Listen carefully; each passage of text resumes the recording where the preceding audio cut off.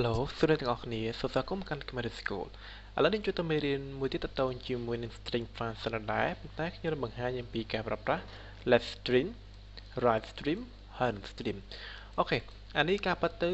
វាមិនពិបាកទេប៉ុន្តែក៏វាចាំបាច់ដែរនៅពេលដែលយើងចាប់ផ្ដើម insert តម្លៃមួយឬក៏ insert ជា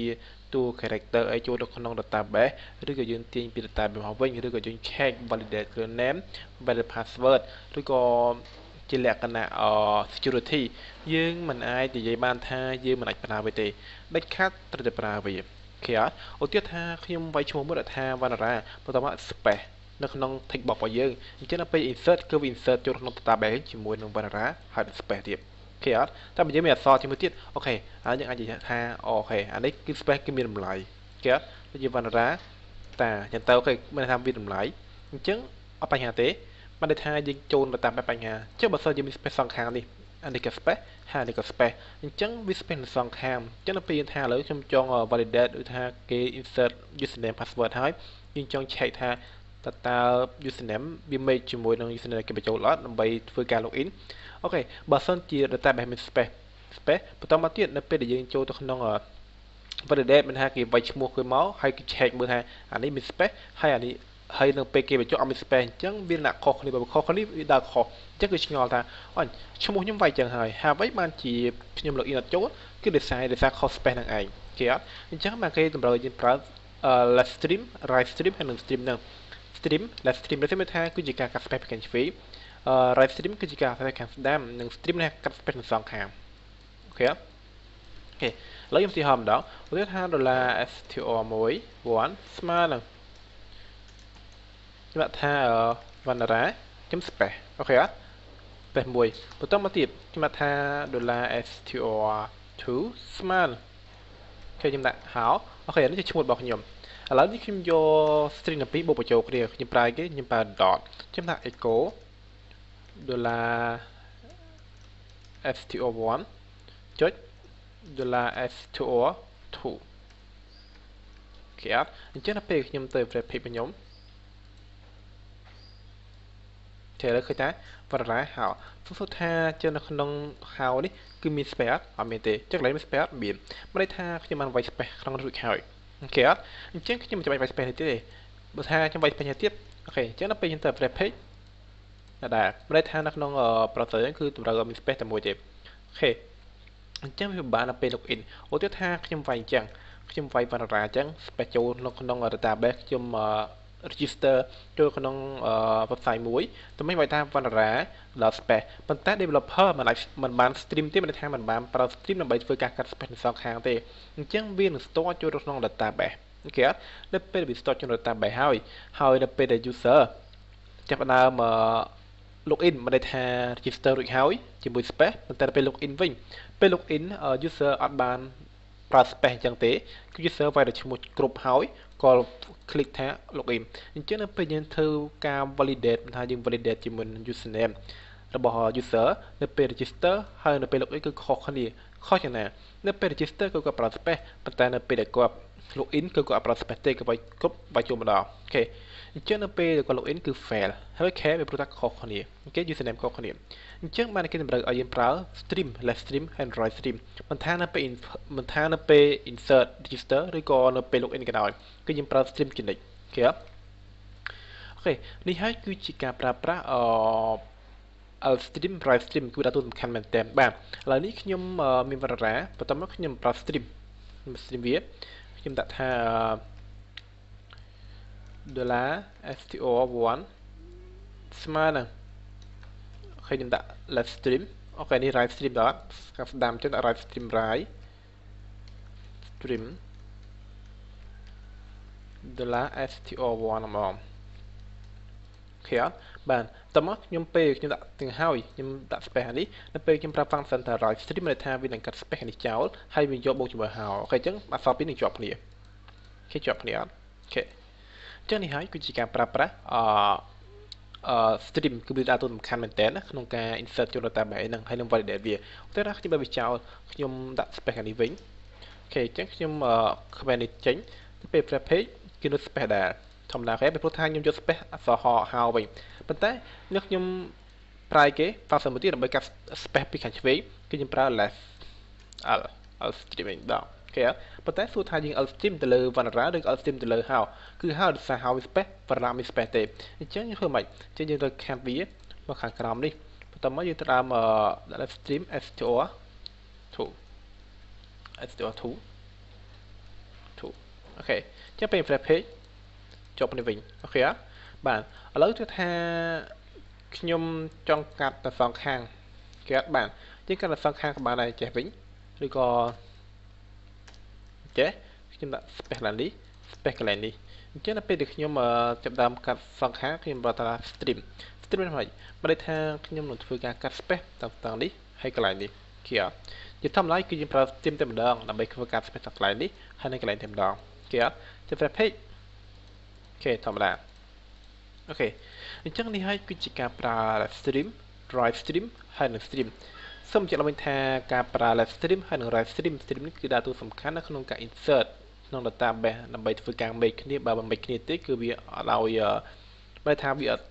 ដូចគ្នាទេមិនថាវាខុសគ្នាបើសិនជាវាមាន space មួយទៀតអូខេពីព្រោះថានៅក្នុង PHP គឺវាដឹងច្បាស់ណាស់ character ព្រោះ space មួយគឺស្មើនឹង1 character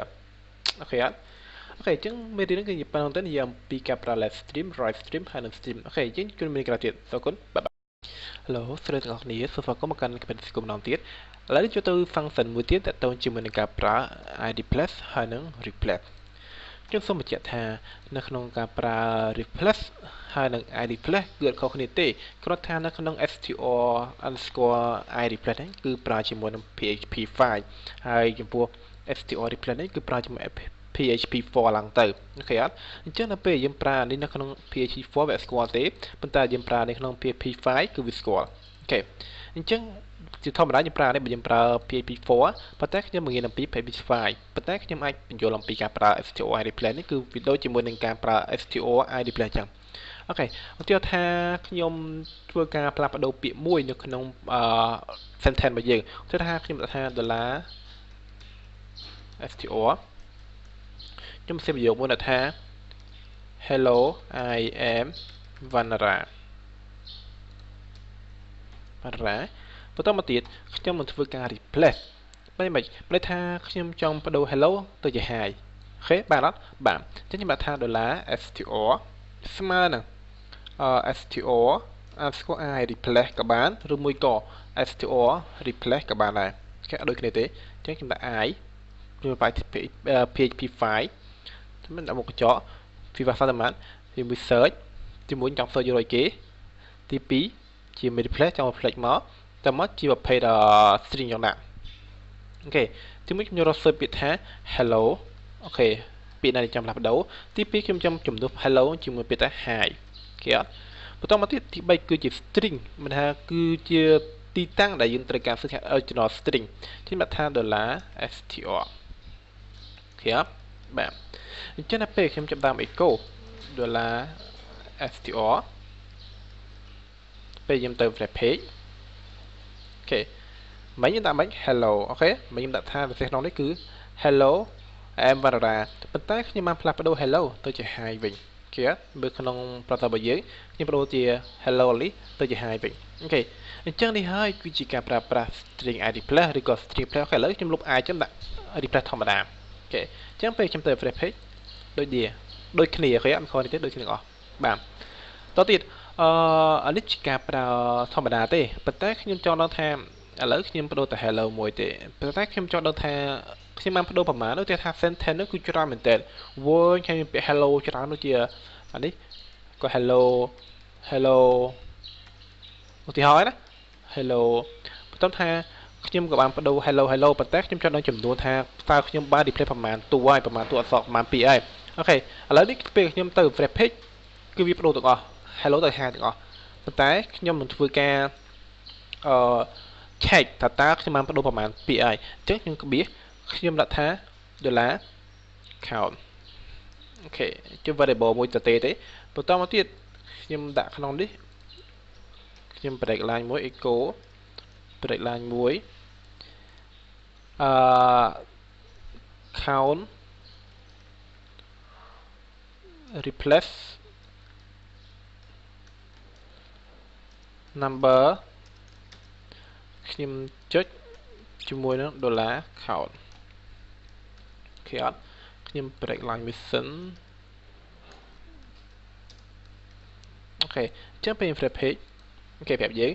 count refresh number បើថាខ្ញុំបានចំនួនដែលខ្ញុំបានផ្លាស់ប្ដូរគឺ4គឺមាន1 2 3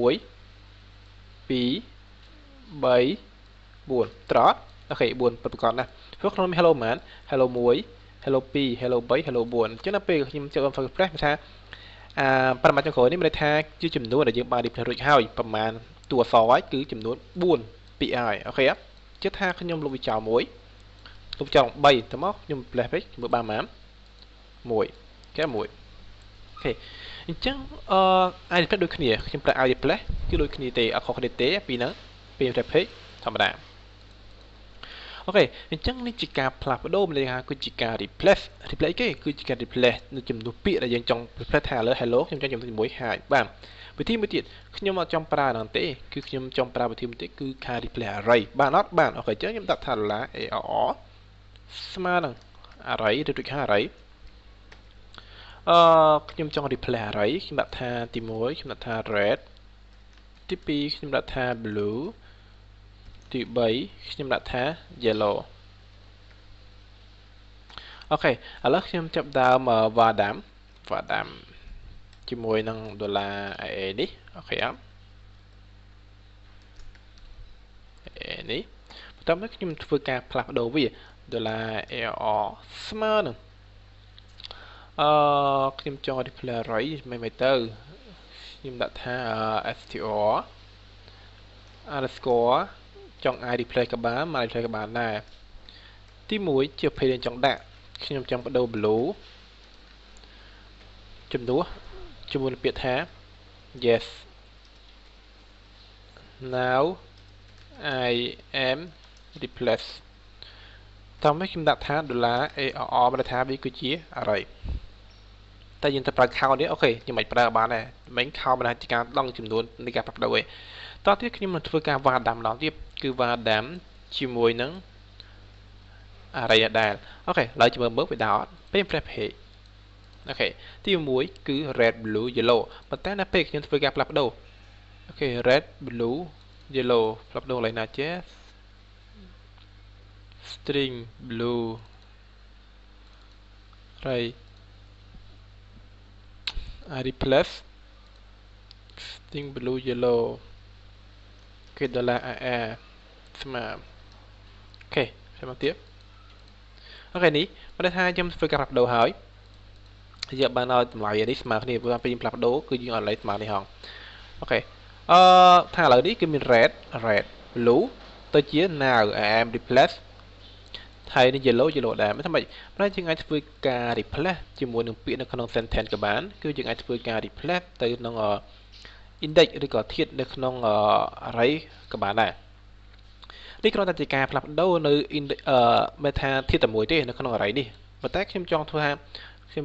វើការ make ជាមួយនឹងបើសិនជាមាន red ហើយនឹង yellow អញ្ចឹងខ្ញុំផ្លាស់ប្ដូរជាផ្សេងអូខេបាទអញ្ចឹងជា array ធាតុដើម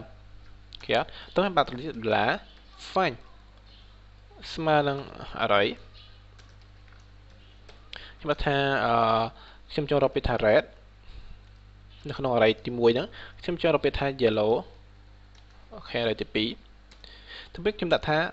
$replace ស្មើនឹង array បើសិនជាវា match ជាមួយនឹង red blue ហ្នឹងខ្ញុំចង់បដូរ array កន្លែង red ហ្នឹងទៅជា change red អូខេតមកទៀតខ្ញុំបដូរកន្លែង yellow ថា change yellow អូខេអត់បានឥឡូវខ្ញុំវាដាំធម្មតាប៉ុន្តែខ្ញុំធ្វើការផ្លាស់ប្ដូរទី1គឺជាប្រភេទដែលយើងចង់ search find នេះខ្ញុំដាក់ថា $find អូខេខ្ញុំលុបចោលជាអីទេ find បន្តមកទៀតខ្ញុំធ្វើការ replace ខ្ញុំចង់ពេលខ្ញុំរកឃើញ red yellow ហើយខ្ញុំនឹងបដូរ change red change yellow អញ្ចឹងខ្ញុំដាក់ថា $replace អូខេហើយនេះគឺជា array ធាតុដើមអូខេឥឡូវពេលខ្ញុំទៅ refresh page វិញដែរអត់អូខេហើយឃើញថានៅក្នុងនេះគឺមាន array original នេះដើមមកវាតោះមកខ្ញុំធ្វើការផ្លាស់ប្ដូរ change red change yellow អូខេអត់ប្រែថាអាមិញនេះខ្ញុំធ្វើលក្ខណៈ change តែមួយធាតុទេឥឡូវនេះខ្ញុំធ្វើការ change លក្ខណៈ replace ទៅច្រើនធាតុអានេះ2ធាតុឃើញ2ធាតុទេអាខាងនេះ2ធាតុដែរអញ្ចឹងដាក់4ភាគ5ធាតុក៏សាច់យើងទៅឃើញអត់តែ replace មកតាមទៅមកថា we replace ទៅតាមដំដោយ change red yellow change yellow អូខេអត់បើសិនជានេះ make អានេះ change បើអត់ make ទេអត់ change ទេអូខេអញ្ចឹងមានតែប៉ុណ្្នឹងទេនិយាយអំពីការប្រើប្រាស់ I replace ហើយនិង replace អូខេអញ្ចឹងអាពេលនេះក៏ដូចគ្នាទេខ្ញុំសូមរំលឹកវិញថាការប្រើ I replace គឺក្នុង PHP 5ហើយការប្រើ str replace គឺក្នុង PHP 4អូខេអញ្ចឹងជួបគ្នាមេរៀនក្រោយទៀតអរគុណបាយបាយ